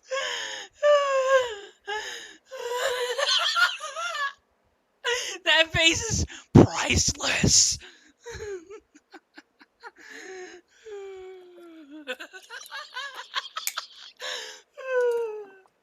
Oh my god. How much did you drink that bottle? Holy shit! You drink the whole fucking thing. And I overflowed it too. y'all can read this. Y'all can read this. Y'all can read this. Alright. Y'all fucking sick! I'll never believe in man, but y'all need Jesus. You all need Jesus is what you need. People say I'm crazy. I ain't fucked up. There's wacky and nutty. What I just read was fucking whacked. I'm gonna die. No, you didn't just say that. Oh my god. I'm alive. Meanwhile, Alice is exploring the abandoned house in a basement. She sees before her a dark, moist basement that is not only looks old, but has a lot of debris everywhere. Looking around, oh yeah, this is the last bit of the book. It's always so fucking jumbled. All right, looking around, a lot of debris everywhere. Looking like there was a struggle a long time ago. Looking around, she can see a large glass container that has been broken, and a couple of tables, where one of them has a bunch of test tubes and other signs mixing chemical stuff. Alice slowly walks to the right, approaching a desk with an old lamp and some old dusty papers. Looking at the desk, she can see that there are some drawers beneath it. She tries to open one of them, but it's locked. Out of curiosity, she wanted to get inside the drawer. She looked around the basement to see if she can use anything to pry the door open. As she was looking around, she noticed that there was a massive puddle of water about 15 feet away from her. It looks like it was going into the lake as if someone dug a hole into the basement. However, Alice ignored that, then continued looking around and found a crowbar. It should be found, not find. Found a crowbar. All right. She picks up the crowbar and uses it to break open a drawer. She successfully does and finds the diary in a very good condition due to the fact it's locked away from the elements. She finds the old computer chair and sits down in it. Dr. Herbert Stain's journal. That's the best cursive I could find. It works. I couldn't find any good cursive on this program. If you guys know any, please leave it down in the comments, I guess. February 6, 1954. At the genetics laboratory meeting, some colleagues of mine were tasked with the question to answer: where does human sentience come from? We spent 3 months studying the DNA of many different animals and compared them to human DNA. Eventually, we came to the conclusion that humans have a neocortex and other animals don't. We do not fully understand this function, the fusion of chromosome 2, but we're very certain that it is the answer to the question. When we sent the results to the Ministry of Science, they were satisfied with the results. As a result, we were sent home with the Nobel Prize. However, I am unsatisfied with the results and have more questions than I want to answer. Answer. I am going to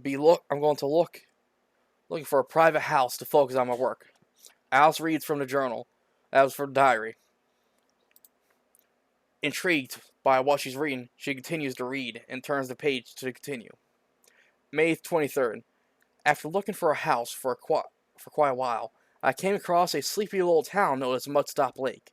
I found a cheap house, or it should be a cottage or a house, whatever, that is extremely peaceful. And it's perfect to focus on my work.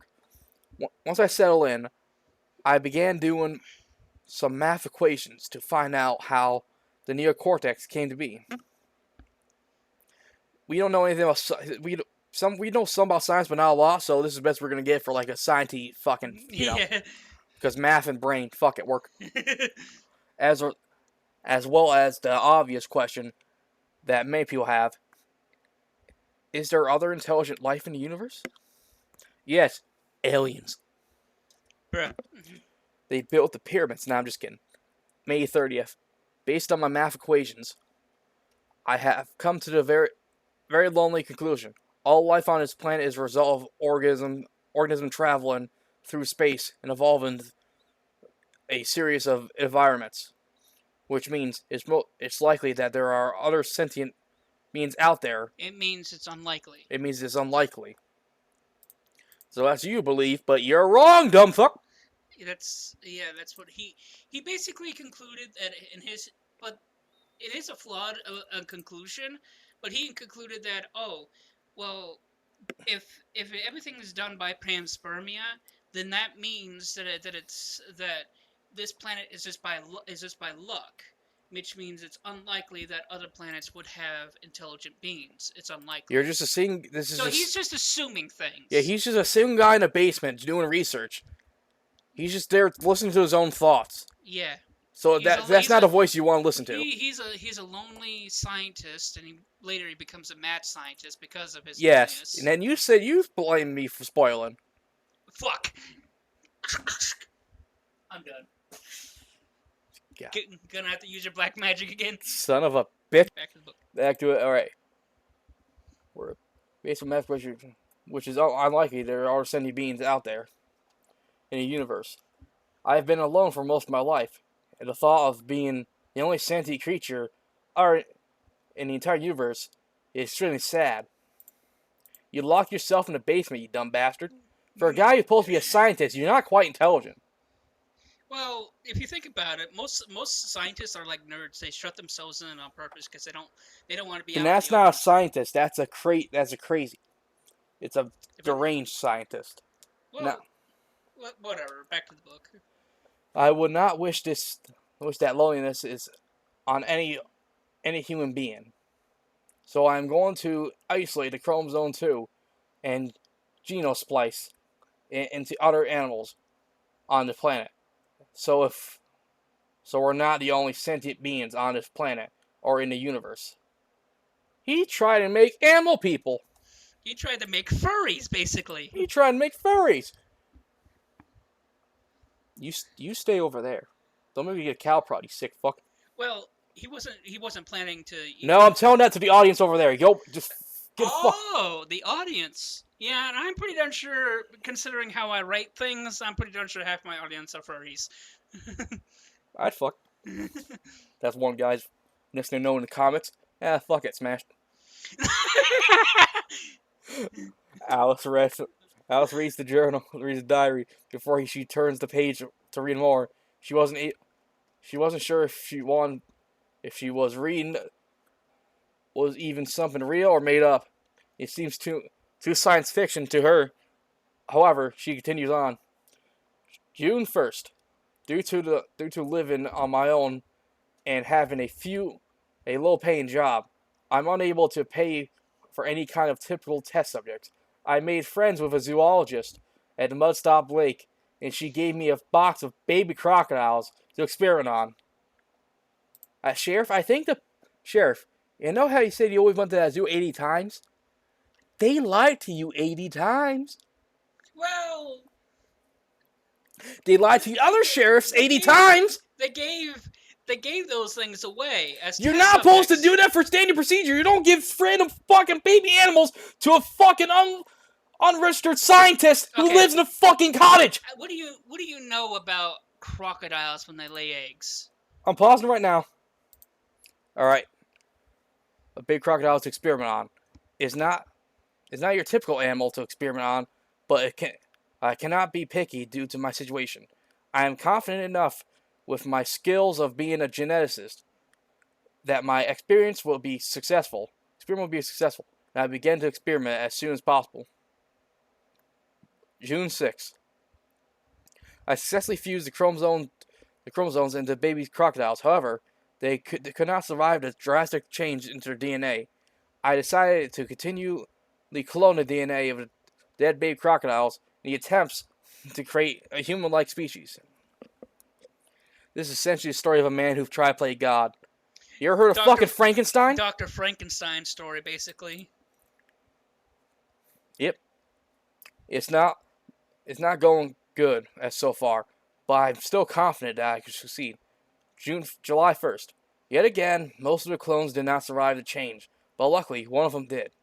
Now that I have to test the creature's intelligence to see if it's sentient, if it's a sentient being. At first, the creature seems too much like an animal. But one day, it did something that made me extremely happy. The creature put a bunch of rocks in the center of the pattern that shows intelligence. I can't believe that I did it. I created a new species, and soon humans will no longer be alone. I get alone again.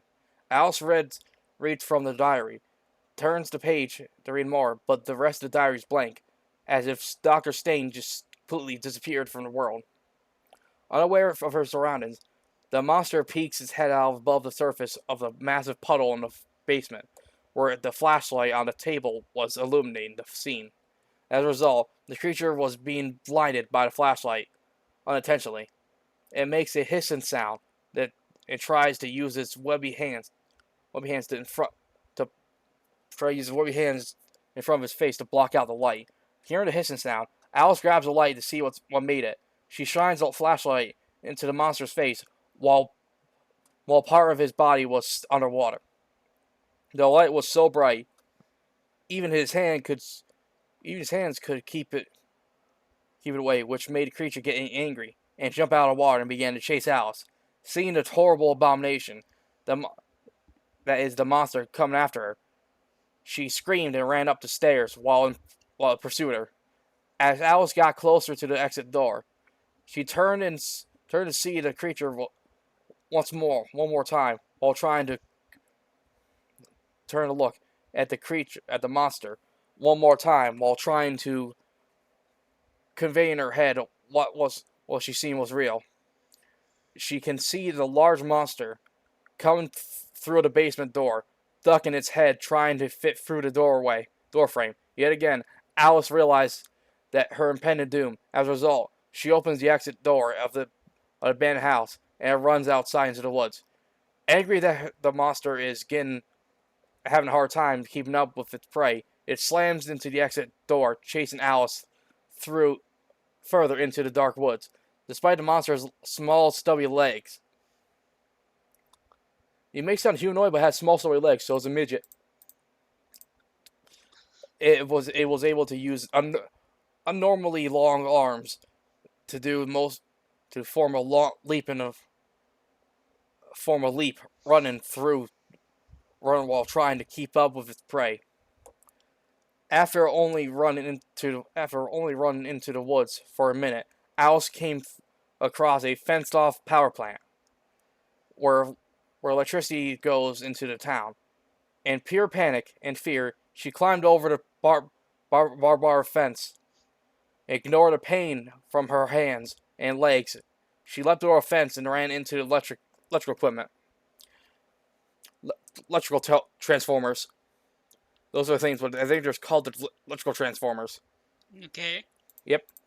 Alright, fuck. The monster rips open the fence with its clawed hands using very little effort, and it ran towards Alice. Suddenly, Holy shit! It just ripped apart a fucking fence. Damn, that's scary.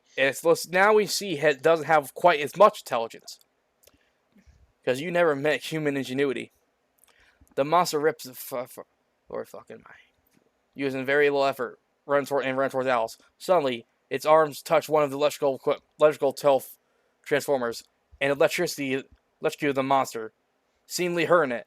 Seeing what happened, Alice sees a roll of chains on the ground. She throws them around the monster, trying to tangle it up. The chains get caught between the monster's arms and the monster's head and crocodile mouth. The monster chopped down a chain with his crocodile mouth, attempted to break the tangle mess on his arm. Then Alice throws the chain into the electrical equipment. As a result, the electricity traveled through the metal chain and electrocuted the monster. The monster growled in a pain of 4,000 volts. It traveled throughout its body, in fear that the monster could break loose from the electrical chains. Alice continued to run away from it, and leapt over another fence further into the dark woods. Alice ran for 3 whole minutes before she came across a road, and a car was going by, almost running her over. She can see that it was the sheriff's car. "Please help! Don't hit me!" shouted Alice in panic. The sheriff stepped out of his car. "What in tarnation is going on?" said the sheriff as he got out of his car. You didn't do that in a hillbilly voice, but you're probably just tired at this point. "What in tarnation is going on?" You happy? Yes, I am very happy. All right, said the sheriff as he got out of his car. "Please help me! There's an animal chasing me in the woods!" shouted Alice in complete panic. Okay, just calm down there. Stay in the car. I'll investigate," said the sheriff. Alice calmed down enough to nod her head, yes, before sitting inside the sheriff's car. The sheriff investigated the area, and the result were that he found some minor damage in the electrical plant. He could not find any monster nor bodies of her friends. So as the sheriff returned to the car to talk to Alice. "I saw no animals here. You're safe now," said the sheriff as he looked at Alice through the car's window. Alice rolled down the window. "Did you find my friends?" "I don't." Okay, this is a massive plot hole because how the fuck her friends weren't even with her. She didn't know. She knows they were gone. She didn't know that they were gone. Yep, and she expected them to follow her when she didn't see him outside. And she did run quite a while away. She probably thought about her friends, but she didn't. She doesn't know where they are. Yep. So she was probably She probably in a weird way was trying to. Well, okay. So if I remember correctly, writing this, I was exhausted by this point. I know you told me this before. Yeah. So, you just wanted to end quickly. Yeah. That's why it just says the end at the end. Yeah. I just basically. Did you find my friends? I don't know where they are," said Alice. Well, okay. So that's yeah, okay. Said Alice with sadness in her voice. "Young lady, there's nobody out there but us," explained the sheriff. "Then where are they?" Alice whispered to herself as she cried with worry in her heart. After that, the sheriff drove Alice to town, where she would be plagued by nightmares, by the events, and forced into therapy. The end. So, what do you think exactly of this one? Well, it brings back memories, and a guy's small redemption arc and fucking dying. Oh, this is well and down, fucking dying. The monster ready to fuck before eat, then killing it instead. This just tells me, if I see a scientist working alone in the woods, I'm gonna blow his brains out before he commits something in front of God. You are a crazy motherfucker. They call me that motherfucker. That's all, folks. We'll see y'all later. No. Please like and subscribe, and this is Zerduku and Gun Kid signing out.